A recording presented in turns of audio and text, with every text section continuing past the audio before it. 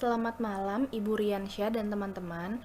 Hari ini pada mata kuliah Information System Project Management Planning, kami dari kelas MGBA kelompok 1 yang terdiri dari saya sendiri, Alisya Iqbal, Fadi Hutama Haryanto, dan Jacqueline Rahel ingin mempresentasikan tentang Keys to Good Communications. Keys to Good Communications atau kunci komunikasi yang baik. Sebelum masuk pada topik pembahasan kita kali ini, yaitu Keys to Good Communications, kami ingin menjelaskan sedikit apa itu komunikasi dan komunikasi yang baik. Komunikasi adalah suatu proses ketika seseorang atau beberapa orang, kelompok, organisasi, dan masyarakat menciptakan dan menggunakan informasi agar terhubung dengan lingkungan dan orang lain. Pada umumnya, komunikasi dilakukan secara lisan atau verbal yang dapat dimengerti oleh kedua belah pihak. Komunikasi yang baik akan menghasilkan suatu komunikasi yang bisa berjalan secara efektif. Keefektifan komunikasi dipengaruhi oleh proses komunikasi yang terjadi. Komunikasi yang baik penting dalam pemecahan masalah, penerimaan informasi dengan baik dan efektif, konflik resolusi, untuk hubungan kerja dan pribadi yang positif, dan juga dalam mengurangi miscommunication yang terkait dengan interaksi. Pada slide ini, kita akan membahas why good communications is important. Alasan kenapa komunikasi yang baik dibutuhkan yaitu yang pertama karena manusia mempunyai latar belakang dan budaya yang berbeda-beda, sehingga sulit untuk berkomunikasi dengan orang-orang secara efektif.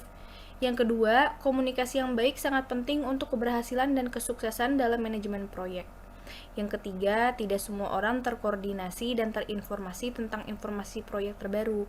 Maka dari itu, sangat diperlukan komunikasi yang baik agar informasi dapat diterima dan dipahami dengan baik. Yang keempat, dengan komunikasi yang baik, itu membuat proyek tetap pada jalurnya atau sesuai tujuan atau goals-nya. Yang kelima, yaitu kegagalan dalam berkomunikasi merupakan ancaman terbesar bagi keberhasilan proyek. Karena banyaknya miscommunication, kurangnya informasi karena gagal dalam menyampaikan informasi secara efektif. The purpose of implementing good communications.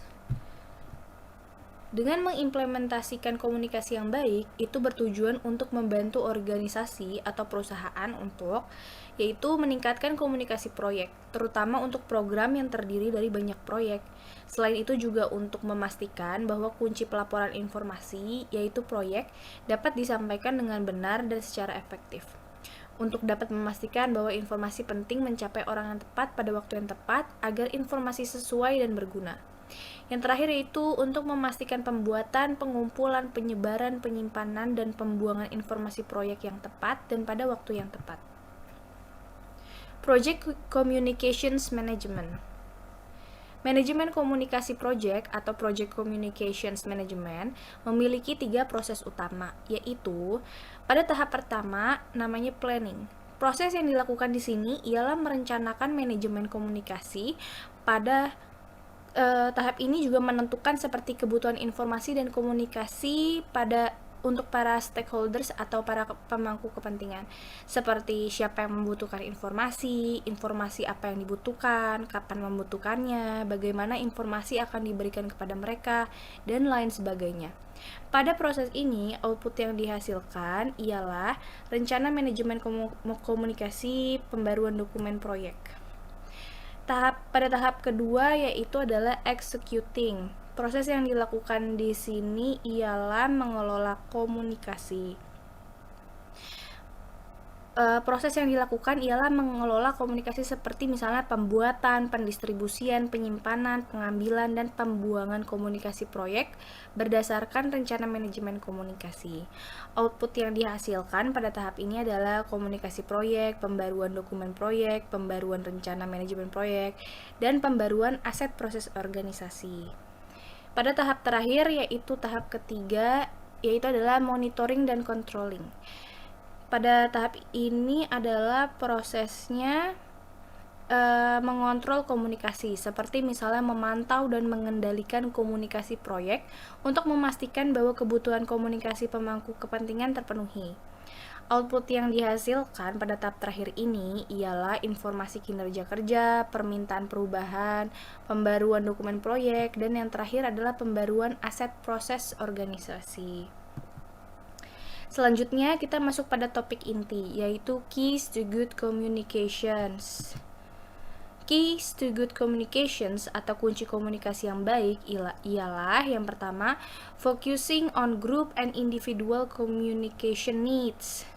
Karena manusia memiliki latar belakang, kebiasaan, dan kebudayaan yang berbeda yang akan mempengaruhi bagaimana mereka berkomunikasi, maka sangat penting untuk memahami preferensi individu dan kelompok untuk berkomunikasi. Oleh karena itu, penting untuk menyediakan beberapa metode komunikasi seperti kata-kata tertulis, visual, video, dan pertemuan, serta lingkungan yang mendorong dialog terbuka. Yang kedua adalah formal dan informal methods for communicating.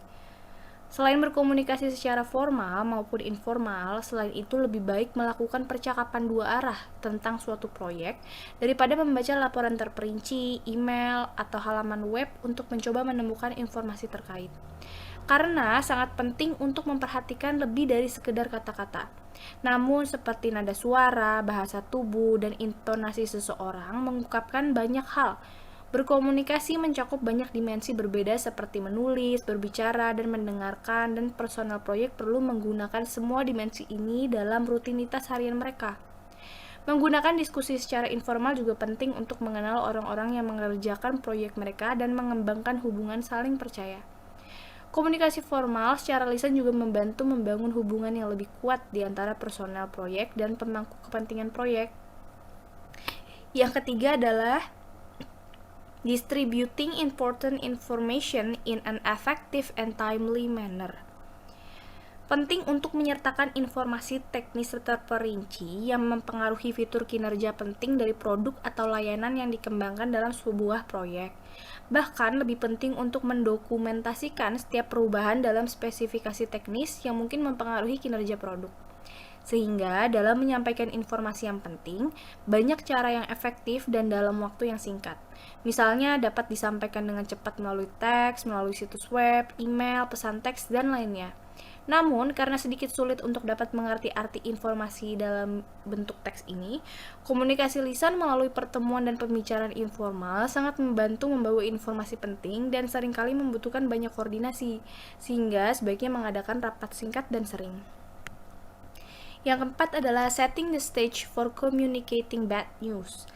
Untuk menginformasikan berita buruk, penting untuk menempatkan informasi dalam konteks, sehingga jika ada masalah, kita dapat mengetahui bagaimana hal itu akan mempengaruhi keseluruhan proyek dan organisasi.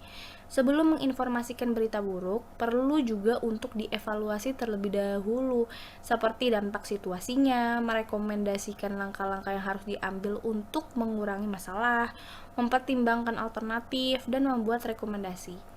Sehingga manajer proyek dapat mengetahui masalah utama yang dapat mempengaruhi organisasi dan dapat menangani masalah tersebut. Dan yang terakhir, yang kelima, yaitu adalah determining the number of communication channels, yaitu menentukan jumlah orang yang terlibat dalam suatu proyek. Karena semakin bertambahnya jumlah, kompleksitas komunikasi meningkat karena ada lebih banyak saluran atau jalur di mana orang dapat berkomunikasi. Seperti misalnya jika ada 2 orang yang terlibat, maka jumlah saluran komunikasinya hanya 1. Jika ada 3 orang yang terlibat, maka jumlah saluran komunikasinya ada 3. Untuk menentukan jumlah saluran komunikasi dapat menggunakan rumus seperti di bawah ini, yaitu N dalam kurung N-1 tutup kurung lalu dibagi 2. Dengan N ini adalah menunjukkan jumlah orang yang terlibat. Dengan rumus tersebut dapat disimpulkan bahwa semakin banyak orang yang terlibat, maka komunikasi dan saluran komunikasinya semakin kompleks. Sehingga manajer proyek perlu membatasi ukuran dari sebuah tim untuk menghindari komunikasi yang kompleks agar terciptanya komunikasi yang baik. Di sini kita bisa melihat contoh dari saluran komunikasi. Semakin banyak jumlah orang yang terlibat, maka informasi, komunikasi, dan saluran komunikasinya lebih kompleks. Suggestions for improving project communications. Di sini kita akan membahas saran untuk meningkatkan komunikasi proyek selain hal-hal yang kita sudah bahas sebelumnya, yaitu yang pertama, developing better communication skills. Dalam mengembangkan skill komunikasi yang lebih baik, dibutuhkan sesi pelatihan yang berfokus pada keterampilan presentasi. Biasanya menggunakan video untuk merekam presentasi peserta.